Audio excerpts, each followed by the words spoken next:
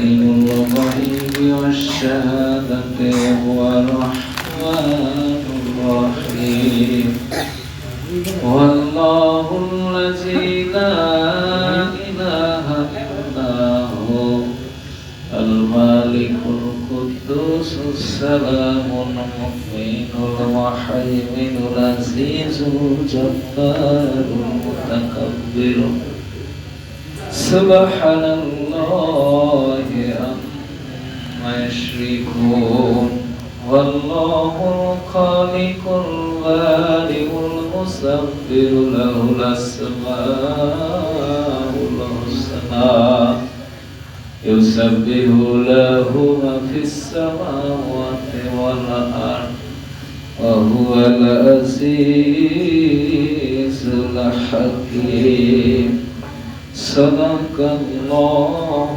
العظيم أعوذ بالله من الشيطان الرجيم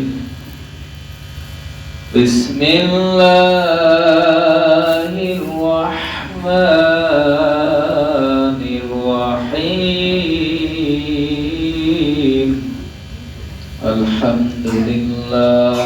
الحمد لله نحمده نستعينه ونستغفره ونؤمن به ونتوكل عليه ونعوذ بالله من شرور أنفسنا ومن سيئات أعمالنا من يهد الله فلا مضل له ومن يضلله فلا هادي له نشهد أن لا إله إلا الله وحده لا شريك له ونشهد أن سندنا وحبيبنا وطبيبنا ومولانا محمدا عبده ورسوله إن الله وملائكته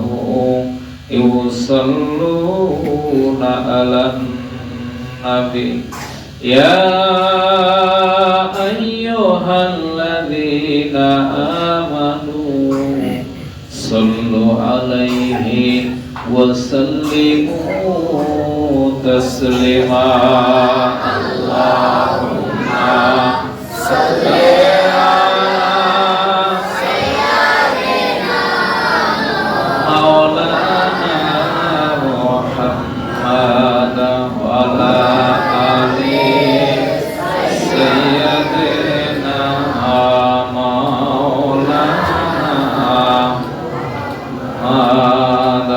اللهم صل على سيدنا مولانا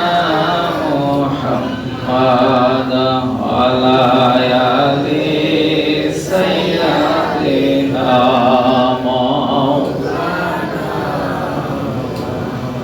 মদিনায় ইমানের বাড়ি ইমানদারের ঠিকানা ইমানদারের ঠিকানা ইমানের স্বাদ পেতে হলে যাইতে হবে মদিনায় ইমানের স্বাদ পেতে হলে যাইতে হবে মদিনায় ইমানদাররা মনে প্রাণে সদাই থাকে নবীর ধ্যানে ইমানদাররা মনে প্রাণে সবাই থাকে নবীর ধ্যানে নবী ফেলে আল্লাহ পাওয়া নবী ফেলে আল্লাহ পাওয়া পাক কোরআনের ঘোষণা মদিনায় ইমানের বাড়ি ইমানদারের ঠিকানা ইমানদারের ঠিকানা ইমানের স্বাদ পেতে হলে যাইতে হবে মদিনায় আল্লাহুম্মা সাল্লি আলা সাইয়্যিদিনা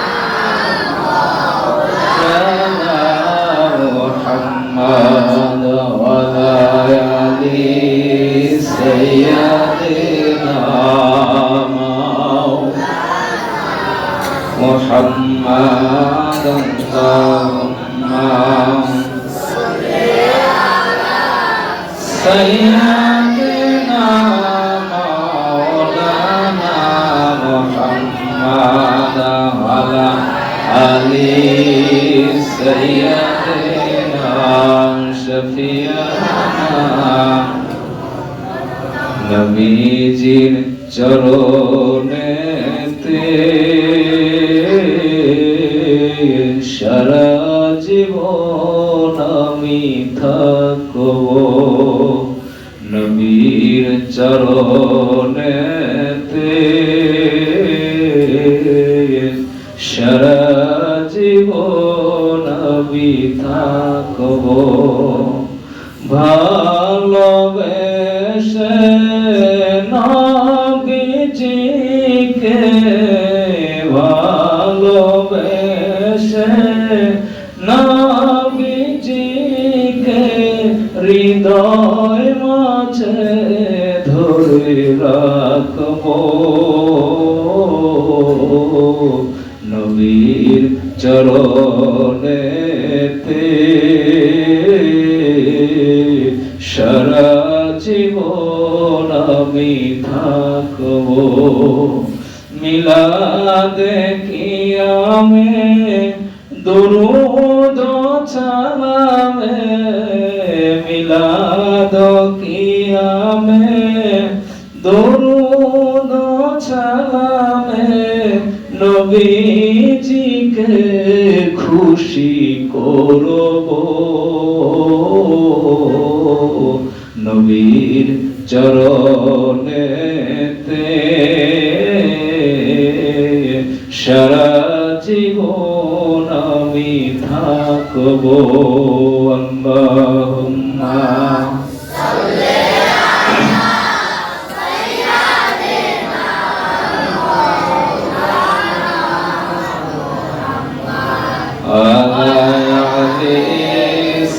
সাইয়্যিদিনা মাওলানা ওয়া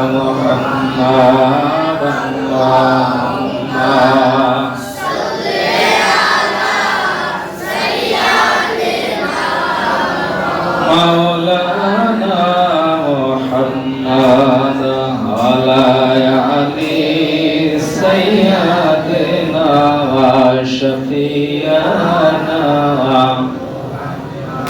আলহামদুলিল্লাহ আলহামদুলিল্লাহ সমস্ত প্রশংসা সমস্ত তারিফ একমাত্র মহান সুবহানাহু ওয়া তাআলার জন্য যেই মহান সুবহানাহু ওয়া তাআলা পবিত্র লাইলাতুল মিরাজের রজনীতে আমাদের এলাকা থেকে পছন্দ করে সুস্থ শরীরে মসজিদে এসে বসার তৌফিক দান করলেন আমরা সেই মহান সুবহানাহু ওয়া তাআলার প্রশংসা কীর্তি পাঠ করে আমরা সকলেই পড়ে নেই আলহামদুলিল্লাহ হাজারবার দরুদ ও সালাম রাসূল আকরাম সাল্লাল্লাহু আলাইহি ওয়াসাল্লামের উপরে প্রেরণ করিব যেই নবীকে সৃষ্টি না করিলে আল্লাহ রাব্বুল আলামিন আসমান জমিন হাসর নাসর জান্নাত জাহান্নাম কোনো কিছুই সৃষ্টি করিতেন না সেই নবীর সনে একযোগে পুরস্কৃত কণ্ঠে আমরা সকলেই অন্তরের অন্তর স্থল থেকে পড়ে নেই সাল্লাল্লাহু আলাইহি ওয়াসাল্লাম উপস্থিত প্যারা হাজিরিন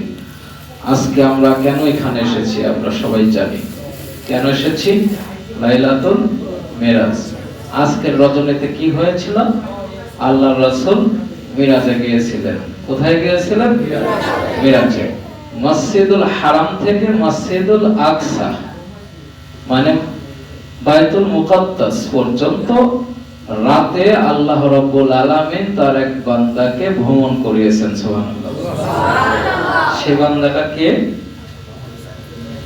মুহাম্মদ সাল্লাল্লাহু আলাইহি ওয়াসাল্লাম লক্ষাধিক নবী রাসূল পৃথিবীতে এসেছেন 1 লক্ষ বা 2 লক্ষ 24 হাজার 1 লক্ষ 24 হাজার বা 2 লক্ষ 24 হাজার নবী রাসূল পৃথিবীতে এসেছেন কিন্তু আমার নবীকে যে মুজিজাটা আল্লাহ রাব্বুল দিলেন এই রকম মুজিজা অন্য কোন নবী রাসূলকেই দেননি সুবহানাল্লাহ আজকে সেই রজনী আমার নবী আল্লাহর কাছে গেলেন। কোথায় গেলেন? আল্লাহর কাছে। সুবহানাল্লাহ বলেন।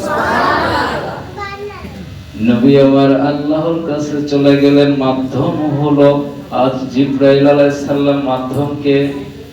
মাধ্যমকে জিবরাইল। আল্লাহর নবী সশরীরে আল্লাহর কাছে চলে গেলেন। আর মাধ্যম হলো জিবরাইল আলাইহিস সালাম। বুরাক নামক একটা বাহনে চড়ে, কি বাহনে? বুরাক নামক বাহনে। আমার নবী সর্বশ্রেষ্ঠ নবী। এই নবীর এত পাওয়ার অন্য কোন নবী রাসূলকে দেওয়া হয়নি। সুবহানাল্লাহ বলেন। আল্লাহ বলেন, বান্দা হে নবী, আপনার একটা উম্মত জান্নাতে না যাওয়া পর্যন্ত অন্য কোন নবী রাসূলকে এই জান্নাতে যেতে দেব না। তাহলে পাওয়ার কার? আমার নবীর চাইতে অন্য কোন নবীর পাওয়ার আছে? হ্যাঁ, তাইলে নবীও যা আমিও তা, এই কথা কি মানা যায়? হ্যাঁ, নবী হচ্ছে নূর। আল্লাহ রাব্বুল আলামিন তাকে নূর দিয়ে, নূর নামক কোরআন দিয়ে পৃথিবীতে পাঠিয়েছেন। সুবহানাল্লাহ। আপনি আমি চোখ বুঝলে কিছু দেখতে পাই না। হ্যাঁ, কিছুই দেখতে পাই না। দেখেন না, মুসা নবী বলল, আল্লাহ আমি তোমাকে দেখব। আল্লাহ বলল, মুসা রে, দুনিয়ার চক্ষু দিয়ে আমি আল্লাহকে দেখা যাবে না। সুবহানাল্লাহ। দুনিয়ার চক্ষু দিয়ে আমি আল্লাহকে দেখা যাবে না। মুসা যখন কথা বলার জন্য আল্লাহর কাছে আরজি করলেন, আল্লাহ আমি তোমার সঙ্গে কথা বলতে চাই। আল্লাহ বলল, মুসা তুর পাহাড়ে তুমি চলে এসো, তোমার সঙ্গে আমি কথা বলবো। মুসা যখন তুর পাহাড়ে উঠতে যায়, আল্লাহ বলে, মুসা দাঁড়িয়ে যাও, একটা পাও নড়বা না। মুসা বলে, আল্লাহ কি অপরাধ করলাম? আল্লাহ বলে, মুসা রে, এটা হচ্ছে এমন একটা জায়গা, এটা হচ্ছে এমন একটা পবিত্র জায়গা, এই জায়গায় তুমি জুতা পায়ে দিয়ে উঠতে পারবে না।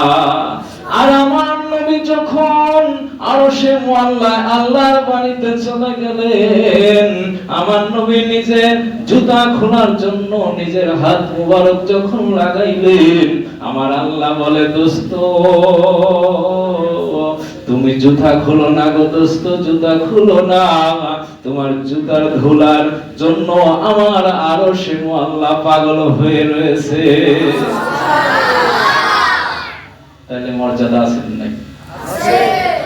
আমার রাসূলকে বললো যে তুমি জুতা খুলো না, দোস্ত জুতা খুলো না, তোমার এই জুতার ধুলার জন্য আমার আরশে মুআল্লা পাগল অস্থির হয়ে বসে আছে, আর তুমি জুতা খুলবে? তুমি জুতা খুলো না। মুসা দুনিয়ার চোখ দিয়ে আল্লাহকে দেখতে পায় নাই, আর আমার আল্লাহর সামনে আমার নবী সামনাসামনি বসে দীর্ঘ 27 বছর কথা বলেছে।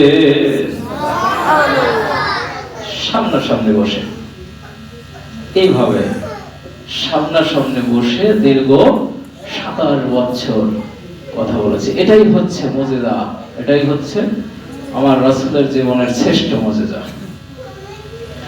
আমার নবী যখন আল্লাহ রাব্বুল আলামিনের সামনাসামনি বসে কথা বললেন, নবী আমার বলেন, আল্লাহ একজন আত্মীয় আর একজন আত্মীয়র বাড়িতে গেলে কিছু নেয় কি নেয় না? বলেন, নিয়ে যায় না? আমার আল্লাহর বাড়িতে যখন গেলেন, আমার নবী মুখ দিয়ে সুন্দর করে বলে দিলেন, আত্তাহিয়াতু লিল্লাহি ওয়াস সালাওয়াতু আত-তাইয়্যিবাতু। সুবহানাল্লাহ বলেন। আমার নবী আল্লাহর প্রশংসা করলেন। আল্লাহ বলল, নবী রে, তুমি যখন আমার প্রশংসা করলা, আমিও তোমাকে কিছু দেই। আল্লাহ বললেন, আসসালামু আলাইকা আইয়ুহান নাবিয়্যু, হে নবী আমি তোমাকে সালাম দেই। সুবহানাল্লাহ। অন্য কোন নবী রাসূলকে আল্লাহ সালাম দেয় না, আমার নবীকে সালাম দেয়, এই নবী অন্য নবী রাসূলের তুলনায় শ্রেষ্ঠ কিনা বলেন? আমার নবীকে সালাম দেয়, আল্লাহ বলেন আসসালামু আলাইকা আইয়ুহান নবী, হে নবী তোমার উপর শান্তি বর্ষিত হোক, তোমার বংশধরের উপর শান্তি বর্ষিত হোক। আসসালামু আলাইনা ওয়া আলা ইবাদিল্লাহিস সালিহিন। ফেরেশতা জিবরাইল দাঁড়িয়ে দাঁড়িয়ে দেখে আল্লাহ আর নবী কথা বলে, কত সুন্দরভাবে কথা বলে। জিবরাইল বলে আমি তখন বলে দিলাম আশহাদু আল্লা ইলাহা ইল্লাল্লাহু ওয়া আশহাদু আন্না মুহাম্মাদান আবদুহু ওয়া রাসূলুহু।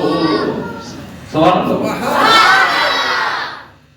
দেখেন এই যে আত্তাহিয়াতু, এটা আসলো কোথা থেকে? হ্যাঁ, এই মিরাজের রজনী থেকে। কিভাবে আসলো? প্রথমে আমার নবী আল্লাহকে বললেন, আল্লাহ আমার নবীকে আবার জবাব দিলেন। এখন ফেরেশতা জিবরাইল দেখে বাহ কত সুন্দর, তখন ফেরেশতা জিবরাইল বলতেছে আশহাদু আল্লা ইলাহা ইল্লাল্লাহ, আমি সাক্ষ্য দিতেছি আল্লাহ ছাড়া কোনো মাবুদ নেই। সুবহানাল্লাহ বলেন। ওয়া আশহাদু আন্না মুহাম্মাদান আবদুহু ওয়া রাসূলুহু, আমি আরো সাক্ষ্য দিতেছি হযরত মুহাম্মদ সাল্লাল্লাহু আলাইহি সাল্লাম আল্লাহর বান্দা ও প্রেরিত রাসূল। সুবহানাল্লাহ। অন্য কোন নবী রাসূল এইভাবে কি কথা বলেছেন? হ্যাঁ, একটা দল আছে বলে যে আদম নবী নাকি বড়, আদম নবী নাকি বড়। আরে গাধা, তুমি বুঝবা কি করে? তুমি তো নবীর জীবনী সম্পর্কেই জানো না। যে নবী পৃথিবী সৃষ্টি হওয়ার আগেই আল্লাহ নবীকে সৃষ্টি করেছিলেন। সুবহানাল্লাহ। প্রিয় বন্ধু রূপে সৃষ্টি করে রেখে দিয়েছিলেন সেই নবীকে। আর এই নবী নিয়ে আজকে আমরা এই যে এই মিরাজ, লাইলাতুল মিরাজ, এটাও অনেকেই বিশ্বাস করে না। এটা কি অনেকেই বিশ্বাস করে না। যাদের দুর্বল ঈমান রয়েছে তারা এটা বিশ্বাস করে না। এরা প্রযুক্তি দেখায়, এত এইটুকু সময়ের মধ্যে 27 বছর গেল কি করে? হ্যাঁ, আরে আল্লাহ যদি চান সব পারেন। সুবহানাল্লাহ বলেন। দুটো অক্ষর শুধু বলবেন কোন হয়ে যাও, ফায়াকুন, ধ্বংস হয়ে যাও। দেখেন নাই, শোনেন নাই যে নীল নদের মধ্যে আপনার রাস্তা হয়ে গেল। মুসা আলাইহিস সালামকে বলল লাঠি দিয়ে আঘাত করো, মুসা আঘাত করলেন, রাস্তা হয়ে গেল। সুবহানাল্লাহ। কোন মিস্ত্রি ছিল ওখানে? কোন মানুষ ছিল? কেউ ছিল না। আল্লাহ বলল কোন হয়ে যাও, সাগরের পানি এরকম সরে গেল, রাস্তা সুন্দরভাবে হয়ে গেল। মুসা চলে গেল, আপনার ফিরাউন যখন নদীতে চলে গেছে, আল্লাহ বললেন ফায়াকুন, ধ্বংস হয়ে যাও। ধ্বংস হয়ে গেল। কোন লোক লস্কর কিচ্ছু লাগলো না, কোন মেশিন লাগলো না, ডেজার মেশিন লাগলো না, কিচ্ছু লাগলো না, যে রাস্তা ভাঙো, ফায়াকুন, ধ্বংস হয়ে যাও। সেই আল্লাহ আমার নবীর সঙ্গে সামনাসামনি 27 বছর ধরে কথা বললেন। আমার নবীকে জান্নাত জাহান্নাম ঘুরে ঘুরে দেখালেন। আমার নবী অনেক কথা বললেন আর আল্লাহকে বললেন আল্লাহ আমি তো তোমার সঙ্গে সামনাসামনি কথা বললাম, আমার উম্মতরা কিভাবে তোমাকে দেখবে? আল্লাহ বলেন নবী গো, তোমার উম্মতরা যারা সঠিকভাবে নামাজ আদায় করবে, আমার আল্লাহর নবী জান্নাতি জবান দিয়ে বলে দিলেন as-salatu mirazul mu'minin, যদি তোমরা সঠিকভাবে নামাজ আদায় করো, এই নামাজটাই হলো তোমার জন্য আল্লাহর সঙ্গে মিরাজ। সুবহানাল্লাহ। আল্লাহ নিজে সামনাসামনি বসেছে আর আমাদের জন্য আমার নবী ঘোষণা করে দেন as-salatul mirazul mu'minin, যদি আমার মুমিন বান্দা সঠিকভাবে সালাত আদায় করে, আর এই সালাতটাই হবে বান্দার জন্য মিরাজ। সেই নামাজ পড়তে হবে। আমার নবীকে ঘুরিয়ে ঘুরিয়ে দেখিলেন। আমার নবীকে জান্নাতে নিয়ে গেলেন জিবরাইল। কোথায়? জান্নাতে নিয়ে গেলেন, জান্নাত দেখালেন। জান্নাত দেখতে পাইলেন এত সুন্দর জায়গা, যেখানে আমার উম্মতিরা থাকবে। জান্নাত দেখা শেষ হয়ে গেল। এরপরে জিবরাইল বলল, হে নবী, চলেন একটু জাহান্নামের দিকে যাই।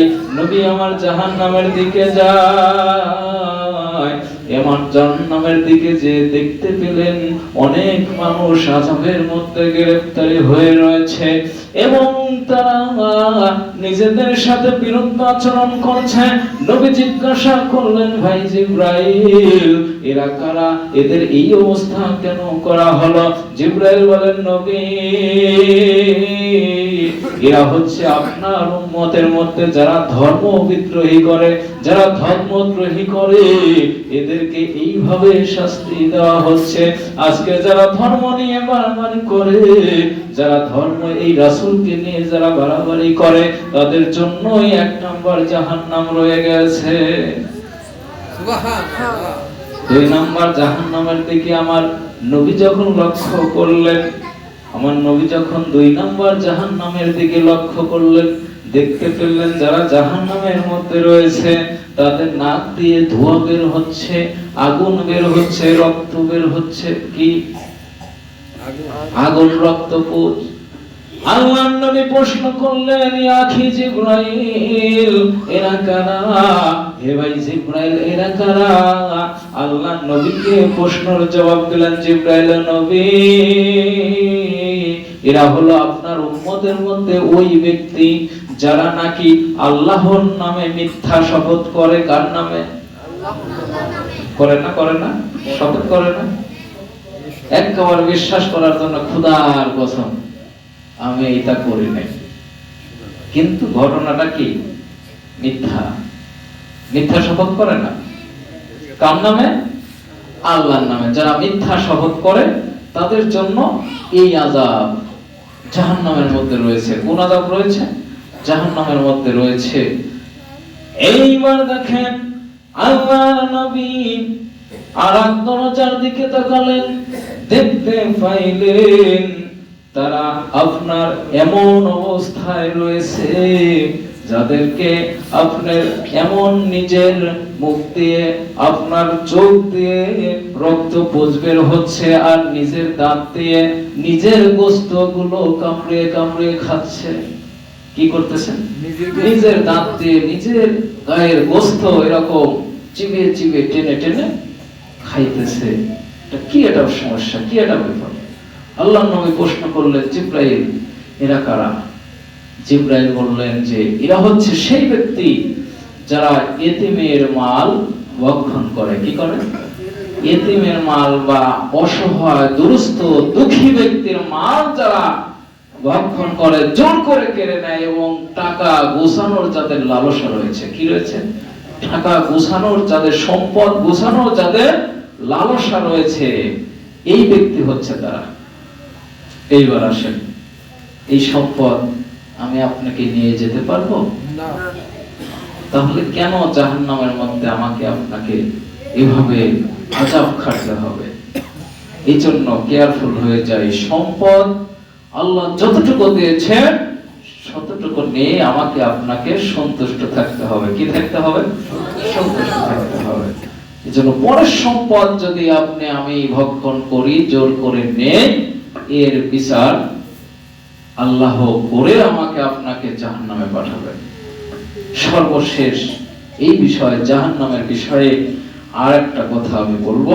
যুবকেরা এখানে আছো, পৃথিবীটা ক্ষণস্থায়ী, আখিরাতটা চিরস্থায়ী। আল্লাহর নবী দেখতে পেলেন আরেকটা দরজায় গেলেন, দেখলেন যে মানুষের লজ্জা স্থান দিয়ে রক্ত, পুঁজ এগুলো বের হচ্ছে। কেন বের হচ্ছে? প্রশ্ন করলেন জিবরাইলের কাছে, ভাই জিবরাইল, এদের কি এমন শাস্তি কেন দেওয়া হচ্ছে এবং শিকল দিয়ে তাদেরকে বেঁধে রাখা হয়েছে? তখন জিবরাইল বলল, ইয়া রাসূলুল্লাহ, ইয়া হাবিবাল্লাহ, এরা হচ্ছে আপনার উম্মতের মধ্যে এমন এক ব্যক্তি যারা জিনা করতে এবং ব্যভিচারী করত। আমার কথা কি বুঝতে পারছেন? পৃথিবীটা ছেড়ে চলে যেতে হবে। এই পৃথিবীতে আমরা কেউ থাকতে পারবো না। 5 মিনিটের আনন্দের জন্য দুনিয়াটা নষ্ট করো না যুবকেরা। 5 মিনিটের আনন্দের জন্য এই পৃথিবীটা নষ্ট করে তোমার জীবনটা জাহান্নামে কাটিও না। এটা হাদিস থেকে বললাম, এটা আমার কোনো বানানো কথা না, আমি হাদিস থেকে বললাম যে যারা জেনা করবে, যারা ব্যভিচার করবে, অন্যায় ভাবে মেলামেশা করবে, তাদের জন্য এই শাস্তি আল্লাহ রাব্বুল আলামিন দিয়ে রেখেছেন। এই জন্য আমরা অন্যায়, অশ্লীলতা, বেহায়াপনা এই কাজগুলো যেন আমরা না করি। আল্লাহ যেন আমাদের হেফাজত করে, সকলে বলে আমিন। আমার নবীকে এমন ভাবে ঘুরিয়ে ঘুরিয়ে সমস্ত জায়গায় দেখাইলেন, আমার নবী যখন আল্লাহর কাছ থেকে চলে আসবেন, আল্লাহ বললেন, নবী গো, তুমি আমার বাড়ি থেকে চলে যাচ্ছ, কিছু একটা পুরস্কার নিয়ে যাও। কি পুরস্কার নিয়ে যাব? আল্লাহ বলেন, নবী, পুরস্কারটা হচ্ছে তুমি তো চলে যাবে, তোমার উম্মতেরা প্রশ্ন করবে, ইয়া রাসূলুল্লাহ, ইয়া হাবিবাল্লাহ, আপনি আল্লাহর বাড়িতে গেলেন, আমাদের জন্য কি নিয়ে আসলেন? আল্লাহর নবীকে যখন আল্লাহ বলল, যখন তোমার উম্মতেরা এই প্রশ্ন করবে, তখন তুমি কি বলবে? হে দোস্ত, তোমার উম্মতের জন্য আমি 2টা পুরস্কার দিয়ে দেই দোস্ত। একটা হচ্ছে 50 ওয়াক্ত নামাজ, আর একটা হচ্ছে 12 মাস রোজা। সুবহানাল্লাহ বলেন। এরকম কি পালন করতে পারতেন? হ্যাঁ, 50 ওয়াক্ত নামাজ আর 12 মাস রোজা সম্ভব ছিল? নবী আমার চলে আসছেন, পথের মধ্যে নবীদের মধ্যে চালাক নবী ছিলেন মুসা আলাইহিস সালাম। কে ছিলেন? মুসা আলাইহিস সালাম বলতেছে, হে মুহাম্মদ সাল্লাল্লাহু আলাইহি ওয়াসাল্লাম, তুমি তো আল্লাহর সঙ্গে সাক্ষাৎ করে আসলে, তুমি কি নিয়ে আসলে উম্মতের জন্য? আল্লাহর নবী বলেন, 50 ওয়াক্ত নামাজ আর 12 মাস রোজা নিয়ে এসেছি। মুসা বলেন, তোমার উম্মতেরা দুর্বল, এত নামাজ তারা আদায় করতে পারবে না, এত রোজা তারা থাকতে পারবে না, তুমি আল্লাহর কাছে যাও, কিছু কমিয়ে নিয়ে এসো। এবার আমার নবী আল্লাহর কাছে বললেন, ইয়া রাব্বি আল্লাহ, আমার উম্মতরা বড়ই দুর্বল গো আল্লাহ, এত নামাজ পড়তে পারবে না, এত রোজা থাকতে পারবে না আল্লাহ, তুমি কিছুটা কমিয়ে দাও। আমার আল্লাহ বলল, যাও 45 ওয়াক্ত 11 মাস। আবার মুসার সঙ্গে দেখা হলো, আবারও ফিরে গেল 40 ওয়াক্ত 10 মাস। এভাবে কমাতে কমাতে আমার নবী সর্বশেষ আল্লাহ বললেন, নবী গো, তোমার উম্মতের জন্য আমি দিনে রাতে 5 ওয়াক্ত নামাজ ফরজ করে দিলাম, আর 12 মাসের মধ্যে 1 মাস রোজা দিয়ে দিলাম। তবে নবী, জেনে রেখে দাও, শুনে রেখে দাও, তোমার উম্মতেরা যারা 5 ওয়াক্ত নামাজ আদায় করবে আর 1 মাস সঠিকভাবে সিয়াম সাধনা রোজা পালন করবে, ওই উম্মতের জন্য আমি 50 ওয়াক্ত নামাজের সওয়াব আর 12 মাসের রোজার সওয়াব দিয়ে দেব।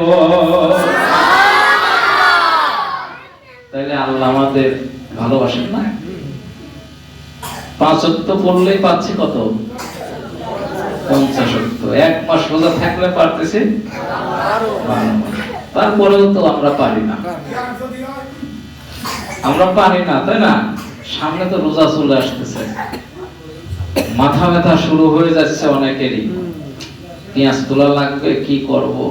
আরে বেটা, তুই তো ঘুরে বেড়ানোর সময় রোজা থাকিস না, হ্যাঁ? থাকে, থাকবে, যারা থাকে তাও থাকে, যারা থাকে না তারা থাকে, আর যারা থাকে শত কষ্ট হইলেও তারা থাকে। এটা হচ্ছে আত্মত্যাগ, আত্মশুদ্ধি।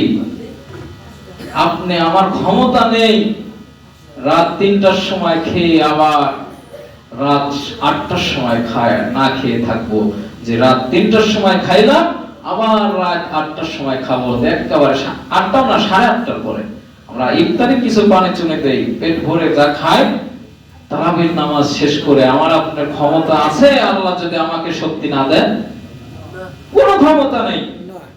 আপনি এমনিদিন জানতো আজকে মাঠে যাবেন, সকালে উঠে 12টা পর্যন্ত থাকেন, দেখেন কি অবস্থা। আপনি থাকতে পারবেন না, আপনি স্কুবাতে বসলে পড়ে যাবেন, একেবারে শেষ, হেলে ঢুলে আর শেষ হয়ে গেছে রে, আজ নাস্তা খাই নাই রে। কিন্তু রোজা যদি থাকতেন আপনার এই অবস্থা হতো না। এই রহম দেয় কে? আল্লাহ। আল্লাহ দেয়, শক্তি দেয় কে? আল্লাহ। পাওয়ার দেয় কে? আল্লাহ। সবকিছু আল্লাহ তার প্রিয় বান্দাকে এভাবেই পুরস্কার দেয়। সুবহানাল্লাহ। এই জন্য আল্লাহর নবী জান্নাত দেখলেন আর দেখতে পাইলেন যে এখানে বেশি সংখ্যক আপনার গরিব মানুষ জান্নাতে রয়েছে। সুবহানাল্লাহ। আর জাহান্নামে রয়েছে বেশি সংখ্যক মহিলা আর ধনী মানুষ। এবার আপনি কি বুঝলেন? বেশিরভাগ মহিলা। হ্যাঁ, পুরুষের চাইতে মহিলারা বেশি জাহান্নামে যাবে। আল্লাহর নবী মিরাজ থেকে এসে মহিলাদেরকে বললেন, মহিলারা রে, আমি মিরাজে গিয়েছিলাম, আমি দেখতে পাইলাম বেশিরভাগ মহিলারাই জাহান্নামে হয়ে গেছে। মহিলারা প্রশ্ন করলো, ইয়া রাসূলুল্লাহ, ইয়া হাবিবাল্লাহ, হুজুর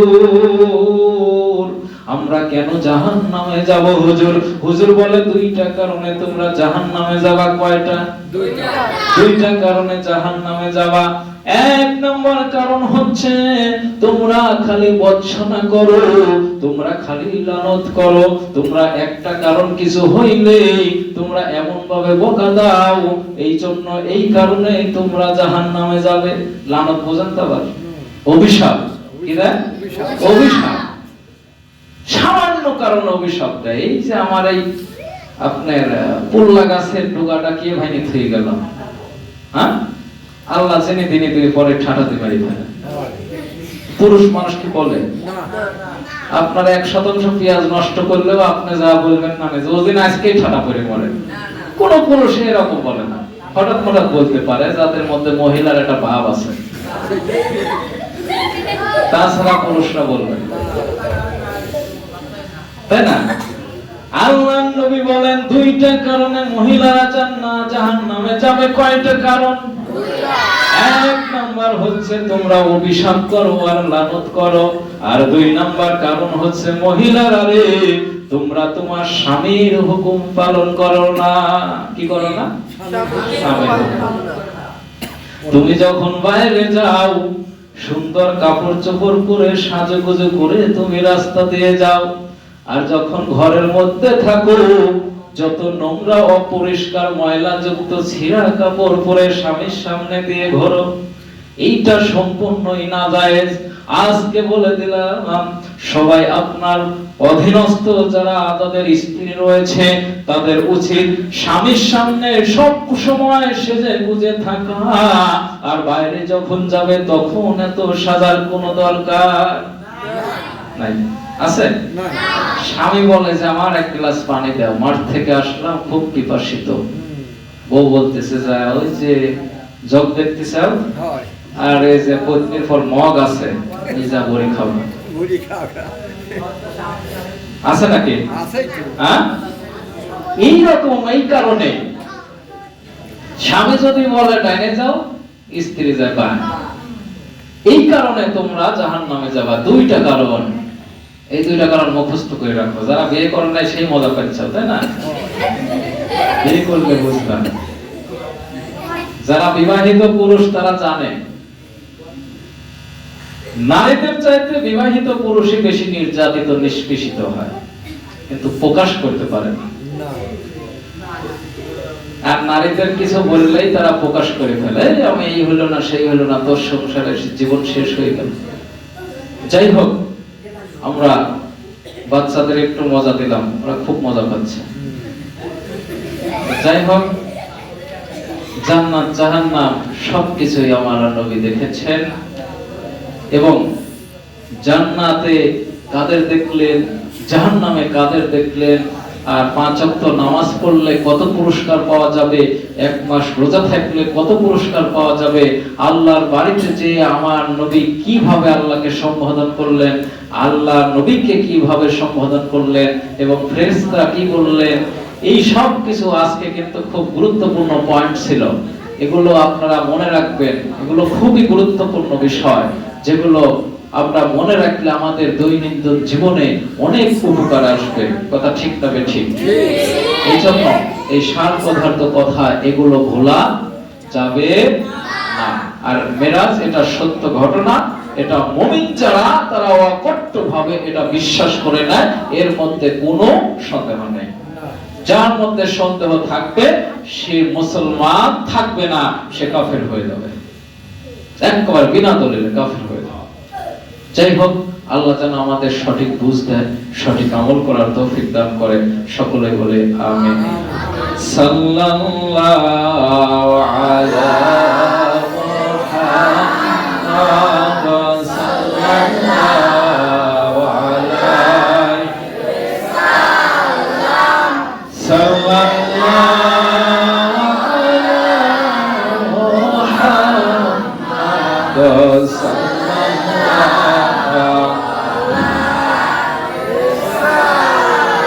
আপনাদের সঙ্গে দলে দলে করিয়া নবী সালামু আলাইকা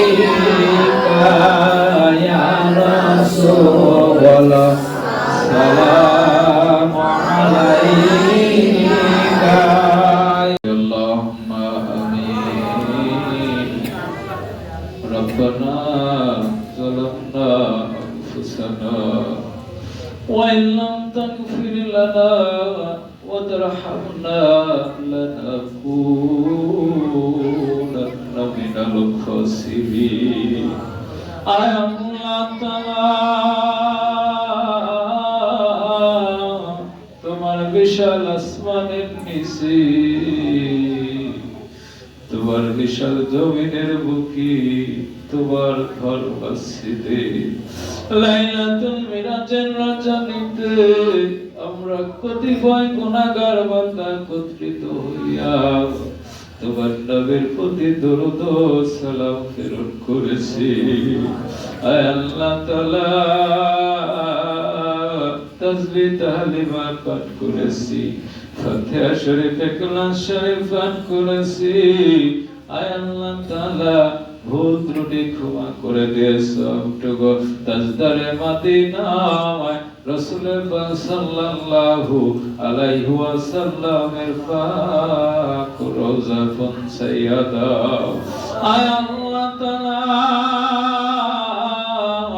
দুনিয়া সৃষ্টি থেকে নিয়ে যত নর নারী তিনখানা বা পাঁচখানা কাপড়ের কাপড় পরে যারা পরিমাণ ঈমান নিয়ে বিশ্বের আনাচে কানাচে গলা মাটির নিচে যারা চলে গেল, আল্লাহ সকলের রহে মুবারকে সাফারি পৌঁছাইয়া দাও। আয় আল্লাহ তাআলা, কেউ বাবার জন্য দোয়া চায়, কেউ ভাইয়ের জন্য দোয়া চায়, কেউ দাদার জন্য দোয়া চায়, কেউ মায়ের জন্য দোয়া চায়। আয় আল্লাহ তাআলা, তোমার বান্দারা বড় আশা করে তোমার ঘর মসজিদে চলে এসেছে। মাগরিব থেকে নিয়ে আমি গুনাহগার ছোট মানুষ আমার মুখের কথা বসে বসে ধৈর্য সহকারে শুনছি। আল্লাহ, আয় আল্লাহ তাআলা, তোমার বান্দাদের মনের আশাগুলো তুমি পূরণ করে দাও। যারা কবরে চলে গেছে কবরের আযাব মাফ করে দাও। আয় আল্লাহ তাআলা, আমরা যারা হাত তুলেছি আমরা মাহারা, আমরা বাবাহারা এতিম, তোমার শাহী দরবারে দুইটা হাত তুলে দিয়েছি। আল্লাহ, আল্লাহ বড়ই কত গরম জলে শোয়াইয়া মশারির তলে ও চার জোরে চার কান্দে কইরা, চার নেচার কান্দে খইরা নিবে আপন বাড়ি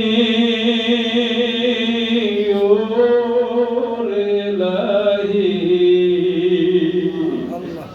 আমার বাবা মায়ের গোনা মাফ করো সরি আয় আল্লাহ তাআলা